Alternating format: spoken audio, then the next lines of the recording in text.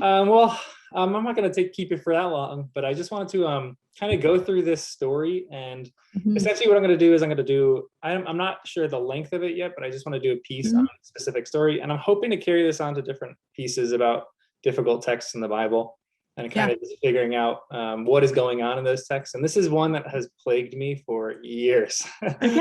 Like working in a church and such, having classes and stuff like that. It's always one of those stories that I throw out to just say like the Bible is it's Weird. hard to interpret. It's a weird book. It is. So before we get started, would you just do me the favor of kind of giving me the background in the story and kind of walking me through the story of what is actually happening?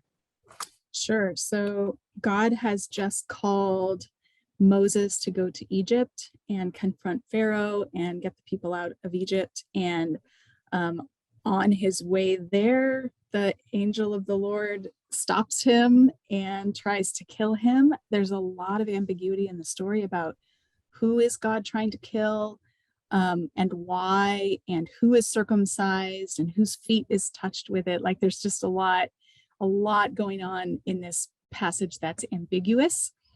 But Zipporah saves the day and performs the circumcision, and then either they or he continues on his way to Egypt. It's not clear whether she and the kids go along, because later when Moses gets back to Sinai with the rest of the nation, his wife and sons are not with him. So we don't know at what point they part ways, but it could very well be as a result of this incident. It's just not clear. It's so strange too, because it happens during like after he was commissioned to go. Yeah. The story happened. Yes. And that makes it similar to several other stories in the Old Testament. There are several that share kind of literary links and thematic links. So the Balaam story, where God tells Balaam, no, don't go. No, don't go. And then he's like, okay, you can go. And Balaam's on his way. And then the angel of the Lord seeks to kill him. And so in both stories, there's a boundary crossing going on. Like there's a travel from one nation to another by God's permission or commission, and an angel who seeks to kill, and then sort of a confrontation and a reckoning, and then it's resolved. There's a donkey involved in both stories. Like there's a bunch of connections between the two. The Jacob story is also similar. Jacob is coming with his family from Mesopotamia back into the promised land. He's crossing the boundary back in, and an angel of the Lord meets him, or Elohim meets him and wrestles with him. And he leaves with an injury, and it happens at night, just like the Moses circumcision story happens at night. And then there's the story of Joseph's brothers after he's given them grain and they're leaving Egypt. He hasn't revealed his identity yet. They're leaving Egypt, and then they stop at a lodging place on their way back. And then Joseph's men go and seek to kill them because they've stolen something after he's given them permission to go.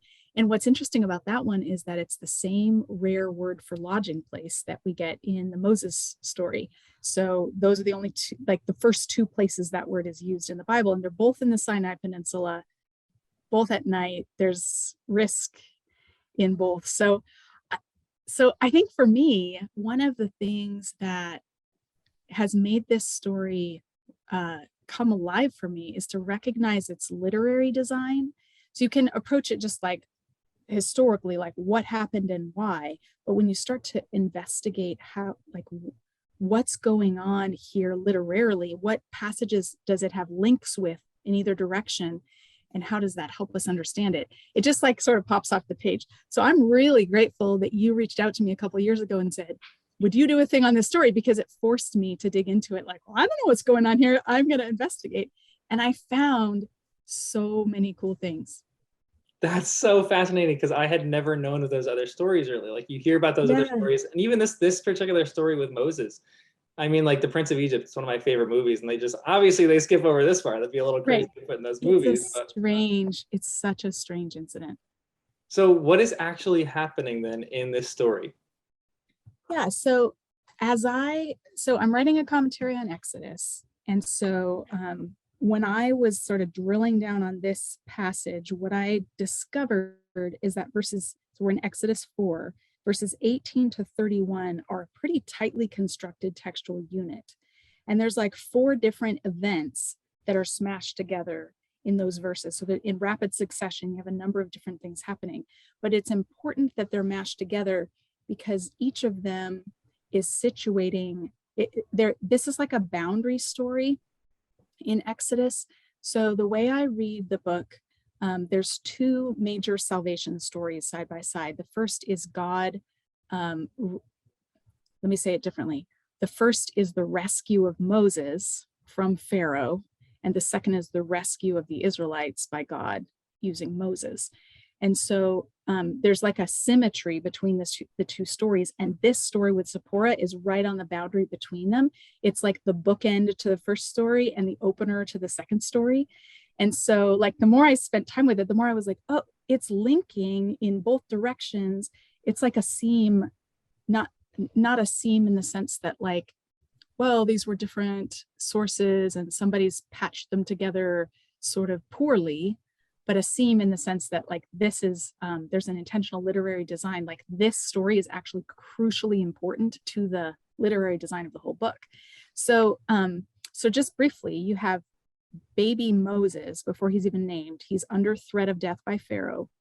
He's hidden in the reeds, discovered by the daughter of Pharaoh who rescues him.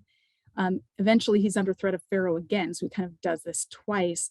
He flees across the wilderness, arrives at Sinai, sees a divine theophany, and is commissioned for service. So that's like Moses' story in a nutshell. And it happens across Exodus 1 through 4.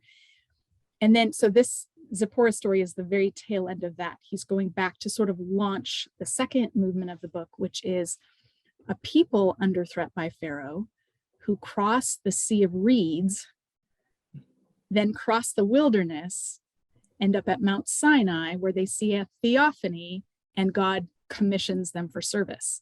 So it's like the more time I spend with the Moses story, the more I see that every little bit that we're told about his rescue is anticipating what we're going to be told about the nation's rescue. It's not just like, oh, here's where he came from. It's like showing us in microcosm what's about to happen.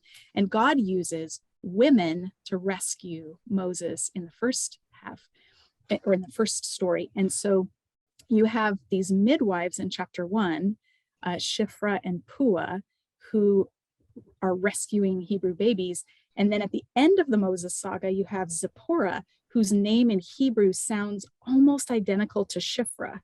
So her name is Shiphrah, and her name is Zipporah. So it's almost identical in Hebrew. In the Greek Septuagint, they're totally identical, same name. And so you have women who rescue him at the beginning, and now a woman is rescuing him on his way back. So that's part of the sort of parentheses around the Moses saga.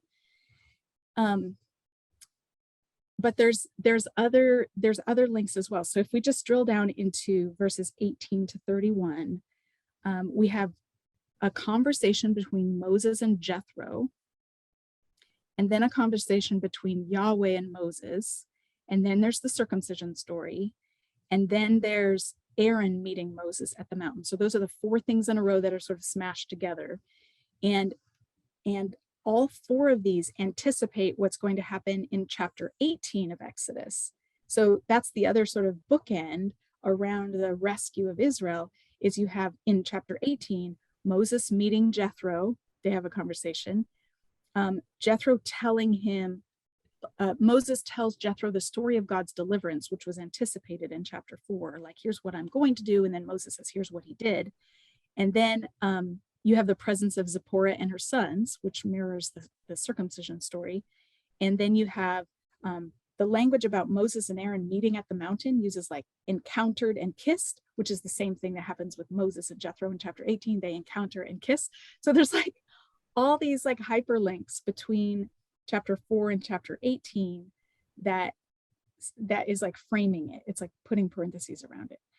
So this story that we're tempted to just hopscotch over as a weird one, we don't know why this is here, is actually literarily really significant.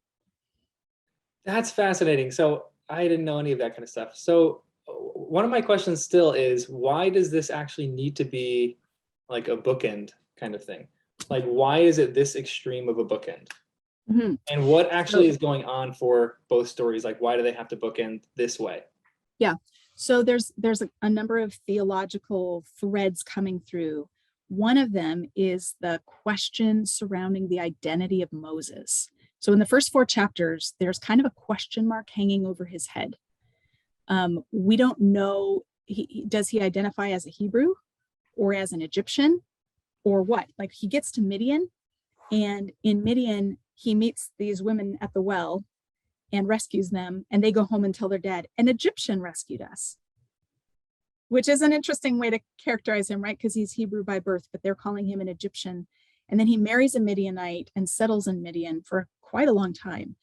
And so when he encounters Yahweh at Mount Sinai, it's called Mount Horeb back in chapter 3, but same mountain. Part of what needs to be resolved is his identity. And Yahweh appears to him in chapter 3 and says, I am the God of your father, singular, which is really fun. Like, because if you've been tracing this ambiguous identity of Moses through the first few chapters, you're like, okay, time out. Which father?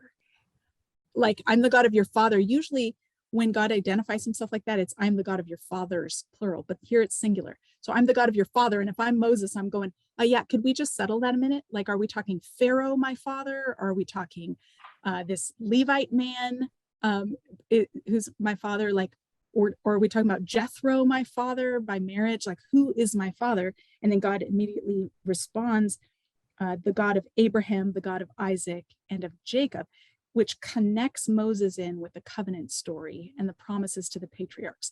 So he's a covenant member by birth, according to this divine encounter. So in the same moment, Moses finds out which deity is addressing him. Oh, it's Yahweh, the covenant God of Abraham. And it resolves God's identity, and it resolves his identity. Oh, he's a covenant member too. So we're taking that with us into chapter 4. He's just been commissioned in 3 and 4, and then God sends him back. But he says to Moses just before he's sent, say to Pharaoh, this is in chapter 4:22, say to Pharaoh, this is what Yahweh says, Israel is my firstborn son. And I told you, let my son go so he may worship me, but you refuse to let him go, so I will kill your firstborn son. And that's immediately preceding God being about to kill Moses. And so what I think is happening here is we need a final definitive answer to the question of who is Moses? What is his identity? Because God has announced in chapter 3 that he's a member of the covenant family, but Moses apparently hasn't followed through with the sign of the covenant, which is circumcision. His own sons aren't circumcised. And God's already told him, I'm sending you back to announce to Pharaoh that Israel's my son, and I'm going to kill his firstborn son for not letting them go. But Moses hasn't obeyed God's command to Abraham to circumcise his sons, which means he hasn't actually formally identified himself as God's firstborn son, which puts him in the danger category, right? He's going to go announce, oh, God's going to kill Pharaoh's firstborn son. Is Moses Pharaoh's firstborn son? Like, by adoption, his identity is still ambiguous from an Egyptian point of view. And so by circumcising the sons, Zipporah is declaring you are, or we are now, like, by blood members of the covenant. So she makes this weird statement, surely you're a bridegroom of blood to me. And people, it's hard to know, like, what's her tone of voice when she says this and what does it actually mean. And I think in the past I've read it as like, oh, you people and your gross and painful, body mutilations that you do. Like, I can't believe you're making me do this to my sons. I think that's how I saw it before. But now I'm inclined more to see it as a ritual declaration. She understands that this is a blood ritual and that it needs some kind of efficacious words along with it. And so that what she's saying is, now you're a blood relative to me. Like we are now blood relatives. She may be talking to Yahweh, in fact, rather than to Moses. So this is her ritual declaration. Okay, now you're blood relative of mine, or I'm a blood relative of yours, that kind of thing. So she's settling what is ambiguous about Moses' identity, and that identity cannot be ambiguous if he's going to be the savior of the nation. And later, when we get all the way to Egypt and Moses is telling the people how they're going to leave Egypt and he's giving instructions for the Passover, part of the instructions are that no one who is uncircumcised may eat of it. And so if his own sons weren't circumcised, how could they participate in the original if you can't even celebrate the memory of it without being circumcised?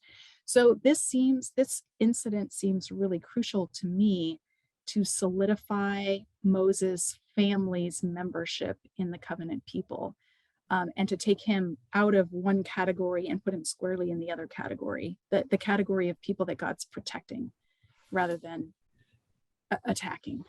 Now, so do you think it's doing this literally, but when God appears him in the theophany in the burning bush, do you think that it was communicated there that this is what you need to do?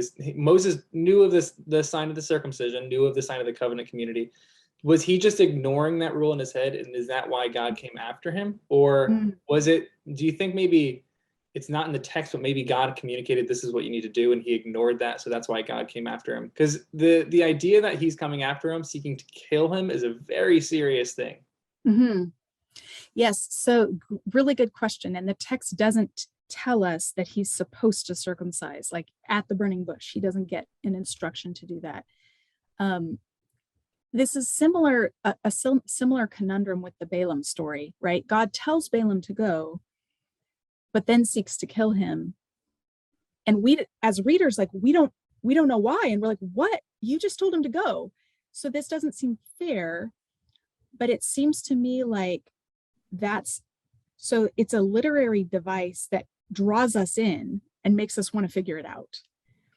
So with Balaam, it seems like, okay, there must be some hidden agenda on Balaam's part. His heart must not be fully committed to doing only what Yahweh says. And this is like designed to test and make sure that he's committed.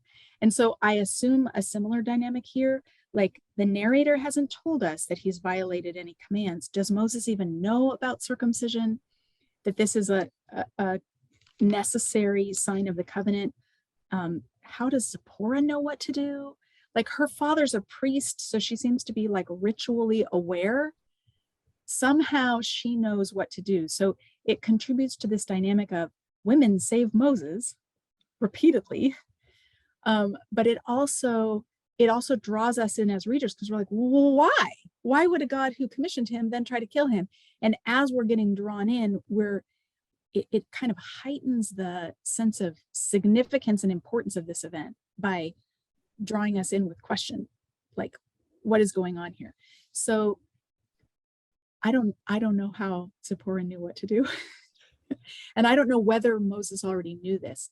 It's historically speaking, Egyptians also practiced circumcision. So Moses himself was very likely to have been circumcised. But their circumcision was for different reasons, right? It's not a sign of their covenant with Yahweh. It's something that happens at puberty. So in Egypt, when a boy reaches puberty, they circumcise him. And so if Moses was not circumcised as an infant, which personally, I'm guessing he wasn't, because if you're trying to hide your child from Pharaoh, probably you're not going to perform an elective surgery that will make him scream. That's just the text doesn't say, but I'm thinking there's a good chance they skipped that to save his life. But then since he grew up in the palace, it's in all likelihood he was circumcised at age 13. So there's this moment in this weird scene where it says Zipporah took a flint knife, cut off her son's foreskin, and touched Moses' feet with it. This is the NIV that I'm reading from. In the Hebrew, it does not say Moses. It says touched his feet with it. And we don't know who the his is. Is it the son? Is it Moses? Is it the Lord's feet that gets touched with it? Like, is she flinging this at God? Like, here, have it. This is what you want. Um, my my guess is that she is touching Moses with it, and that this is part of her ritual action. The word feet here could be a euphemism for his male body part. And here's what I sort of imagine might be happening. Yeah, he's circumcised, but it's not the circumcision of the covenant. Therefore, it doesn't provide the kind of protection that he needs or the covenant membership. So by circumcising his son and then touching his feet with it, she's like recircumcising him for the right reasons. That's my guess. And then the other weird thing is that it says, at that time she said bridegroom of blood, referring to the circumcisions, plural. In Hebrew, it's plural. And so like, how is this more than one? Is this, did she circumcise both sons? Or is this, she circumcised one son and touched Moses with it, and so now he's like recircumcised? Is that why it's plural? So there's so many possibilities like packed into this like tiny story. But to me, it's all about solidifying Moses' compliance with covenant regulations so that he's qualified to bring the people out of Egypt. I still, so this doesn't, I mean, this is somewhat like a question of like God's ways are mysterious, but Sure. is there a reason why it is this intense where God is seeking to kill Moses? Yeah, so I think the fact that it comes exactly after verse 23, you refuse to let him go, so I will kill your firstborn son. And then the Lord met Moses and was about to kill him. Like, it seems like these two verses are being tied together literarily.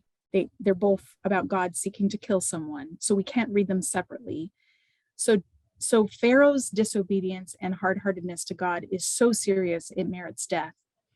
And Moses, as God's deliverer, needs to be in compliance. Otherwise, it's so serious it merits death.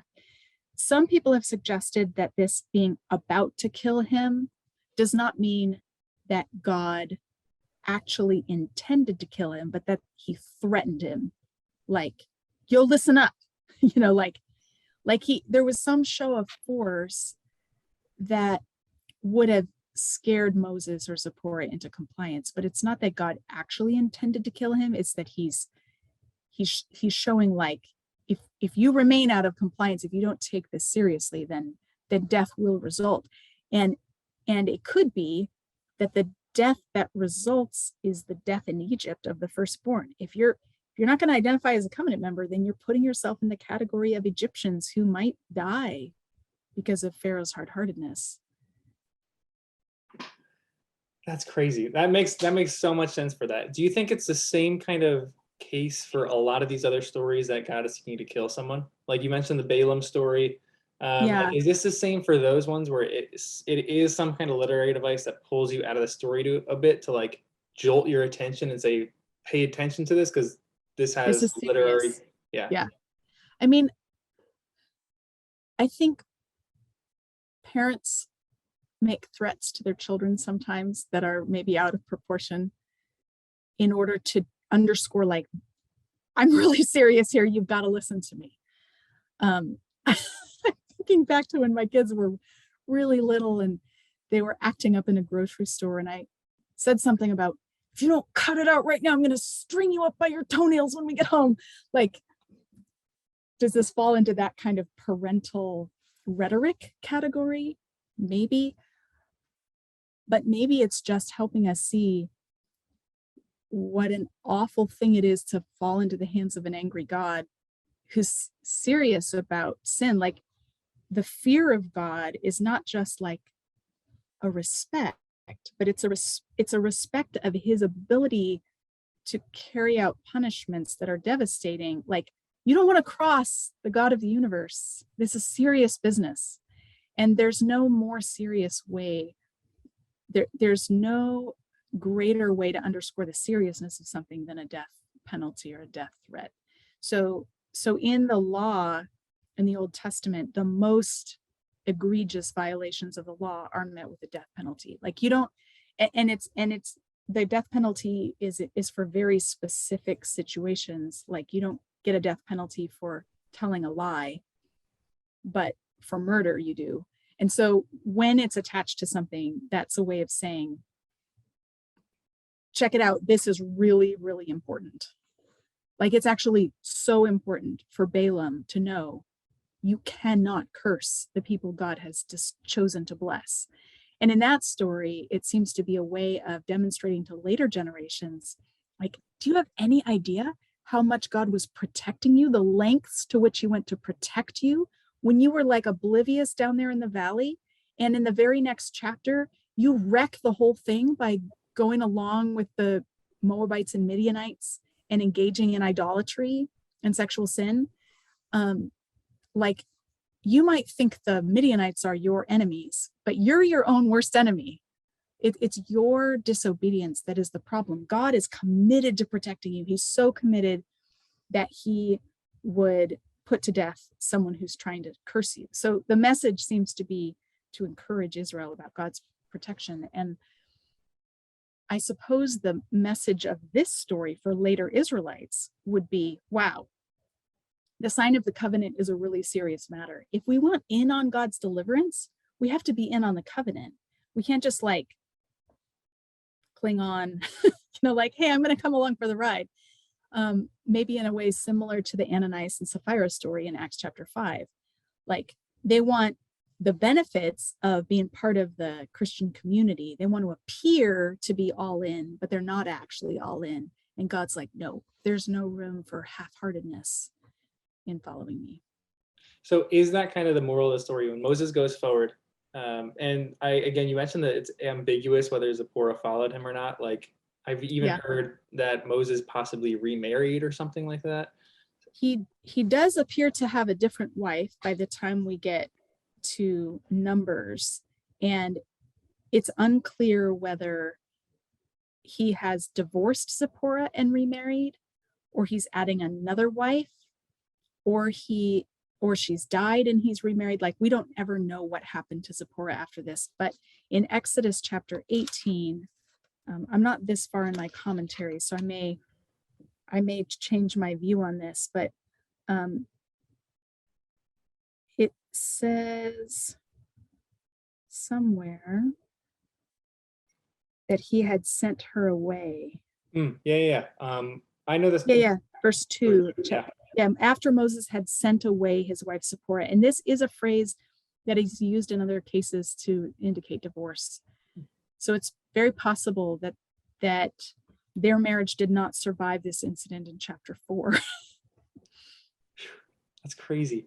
So do you think that the moral of the story is that this is serious, but when Moses goes forward from this, is this communicating that to the people that you cannot, almost exactly what the whole motif of the Israelites were complaining about? Oh, like, we wish we were back there. Like, no, there's no such thing as half-heartedness. Like, you have to be for this. Is that kind of the moral of the story for what Moses is trying to do after this?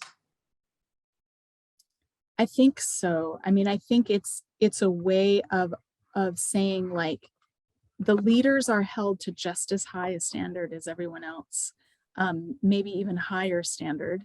And he doesn't get like a free pass just because he's the man God chose. I mean, there's a lot of lessons in here for church leadership.